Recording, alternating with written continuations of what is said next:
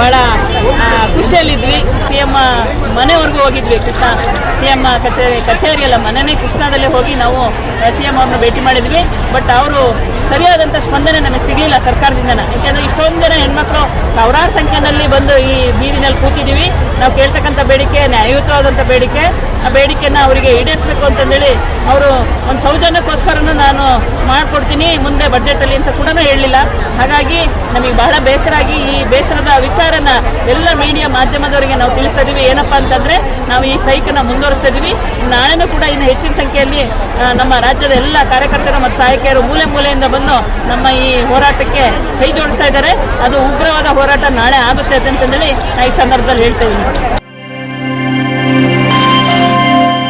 ಇಲ್ಲಿ freedom park ಅಲ್ಲಿ ಹೋರಾಟಕ್ಕಂತ ಬಂದು ಉಳಿದುಕೊಂಡಾಗ ಅಲ್ಲಿ ಏನು ಫ್ರೀಡಂ ಪಾರ್ಕಿನ ಶೌಚಾಲಯ ಇದಾವಲ್ಲ, ಶೌಚಾಲಯದಲ್ಲಿ ಸ್ವಲ್ಪ ನೀರಿತ್ತು ಅವತ್ತಿನ ಮಟ್ಟಿಗೆ. ಆ ನೀರನ್ನು ಉಪಯೋಗಿಸಿದ ನಂತರ ನಮಗೆ ನೀರಿನ ವ್ಯವಸ್ಥೆ ಇಲ್ಲ. ಅಲ್ಲಿ ನೀರಿನ ವ್ಯವಸ್ಥೆ ಇಲ್ಲ ಅಂದ ತಕ್ಷಣ ನಾವು ಅಲ್ಲಿ ವಾಚ್ಮನ್ಗೆ ಹೇಳಿದ್ವಿ ಸ್ವಲ್ಪ ನೀರು ಬಿಡಿ ಅಂತೇಳಿ. ಅವರು ಗಿಡಕ್ಕೆಲ್ಲ ನೀರು ಹಾಕ್ತಿದ್ದಾರೆ ಹೊರತು ಆ ಒಂದು ಶೌಚಾಲಯದ ಇದಕ್ಕೆ ನೀರು ಬಿಡ್ತಾ ಇಲ್ಲ, ಸಿಂಟೆಕ್ಸಿಗೆ.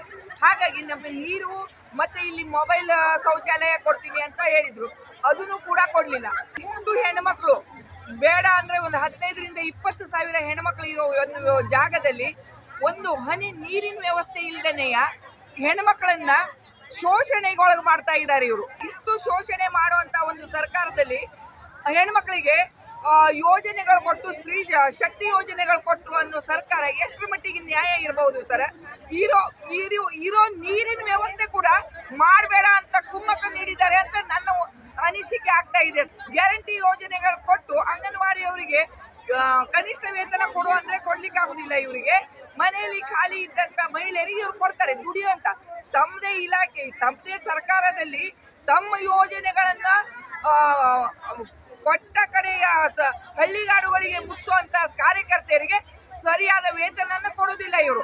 ಒಂದೇ ಒಂದು ಬೇಡಿಕೆ, ಕನಿಷ್ಠ ವೇತನ ಕೇಳ್ತಾ ಇದ್ದೀವಿ.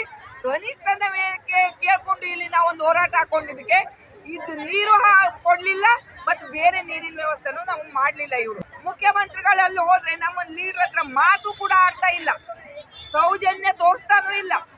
ಹೆಣ್ಮಕ್ಳು ಹೋದ್ರೆ ಹೆಣ್ಮಕ್ಳಿಗೆ ಒಂದು ಗೌರವಿಸಿ ಕೂಡ ಮಾತಾಡ್ಲಿಲ್ಲ. ಮುಖ್ಯಮಂತ್ರಿಯವರು ಹೆಣ್ಮಕ್ಳ ಬಗ್ಗೆ, ಮಹಿಳೆಯರ ಬಗ್ಗೆ ತುಂಬಾ ಆದ್ಯತೆಯನ್ನ ಕೊಡ್ತೀವಿ, ಮಹಿಳೆಯರ ಕಂಡ್ರೆ ನಮಗೆ ತುಂಬಾ ಒಂದು ಇದು ಅಂತ ಹೇಳ್ತಾ ಇರ್ತಾರೆ. ಇದು ಅವ್ರು ಕೊಡ್ತಕ್ಕಂಥ ಮರ್ಯಾದೆ. ಅಟ್ಲೀಸ್ಟ್ ಅವ್ರು ಎಷ್ಟು ಮಾಡ್ತಾರೋ ಬಿಡ್ತಾರೋ ಗೊತ್ತಿಲ್ಲ. ಹೋದಂತ ನಮ್ಮ ನಾಯಕರಿಗೆ ಒಂದು ಗೌರವಾನ್ವಿತವಾಗಿ ಕೂಡ ಅವ್ರು ನಮ್ಮನ್ನು ಕಾಣಲಿಲ್ಲ. ಆಯ್ತು ಸದನದಲ್ಲಿ ನೋಡ್ತೀನಿ ಅಂತ ಒಂದು ಮಾತನ್ನ ಹಾಡಿದ್ರು. ಆದ್ರೆ ಯಾರದ್ದು ಅಂತ ಕೊಡ್ತಾರ್ರಿ ಅವರು? ನಮ್ಮ ಟ್ಯಾಕ್ಸ್ ಹಣವನ್ನ, ನಮ್ಮ ಜನರ ಟ್ಯಾಕ್ಸ್ ಹಣವನ್ನ ಅವ್ರು ಕೊಡ್ತಾ ಇದ್ದಾರೆ. ಅವ್ರ ಮನೆಯಿಂದ ಏನಾದ್ರು ನಮಗೆ ಕೊಡ್ತಾರ? ನಮಗೆ ದುಡಿಸ್ಕೊಂತ ಇದಾರೆ, ಕೂಲಿ ಮಾಡಿಸ್ಕೊಂತ ಇದಾರೆ. ಅದು ತಕ್ಕಂತ ವೇತನ ಕೊಡಿ ಅಂತ ಕೇಳಿದ್ರೆ ಇವ್ರು ಉಗು ಖುಷಿಲಿರ್ಲಿಕ್ಕೆ ಅಥವಾ ಇವ್ರಿಗೆ ಇಷ್ಟ ಬಂದ ರೀತಿ ವರ್ತನೆ ಮಾಡ್ಕೊಳ್ಲಿಕ್ಕೆ ಮಾಡ್ತಾರೆ. ಇವ್ರು ಬಳಸ್ತಕ್ಕಂಥ ಹಣ ನಮ್ಮ ಟ್ಯಾಕ್ಸಿಂದು, ಇವ್ರು ತಗೊಂತಕ್ಕಂಥ ಹಣ ಗೌರವಧನ, ಅದೇ ಗೌರವಧನ ನಾವು ತಗೊಂತ ಇದೀವಿ.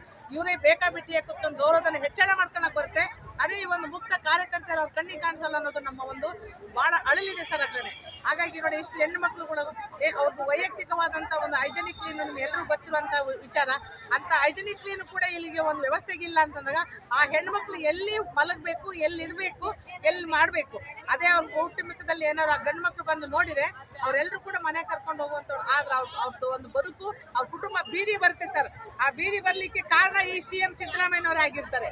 ಅದರಿಂದ ಸ್ವಲ್ಪ ಇವತ್ತು ಕೂಡ ಎಚ್ಚೆತ್ಕೊಂಡು, ಇವತ್ತು ಒಂದು ದಿವಸ ಕಾಲ ಮಿಂಚಿಲ್ಲ, ಬೆಳಗ್ಗೆ ಎದ್ದವರು ಅವ್ರು ಕರೆದುಬಿಟ್ಟು ಏನೊಂದು ತೀರ್ಮಾನ ತಗೋಬೇಕು. ನಾವೇನು ಜಾಸ್ತಿ ಕೇಳಿಲ್ಲ ಸರ್. ನಾವು ಕೇಳಿರ್ತಕ್ಕಂಥದ್ದು ಕನಿಷ್ಠ ವೇತನ ಕೊಡಿ. 50 ವರ್ಷಗಳಿಗೂ ತನಕ ಒಂದು ಯೋಜನೆನ ಇಟ್ಕೊಳ್ಳಿಕ್ಕೆ ಆಗುತ್ತಾ? ಇದು ಸಿದ್ದರಾಮಯ್ಯ ಗಮನಕ್ಕೆ ಬರಬೇಕು.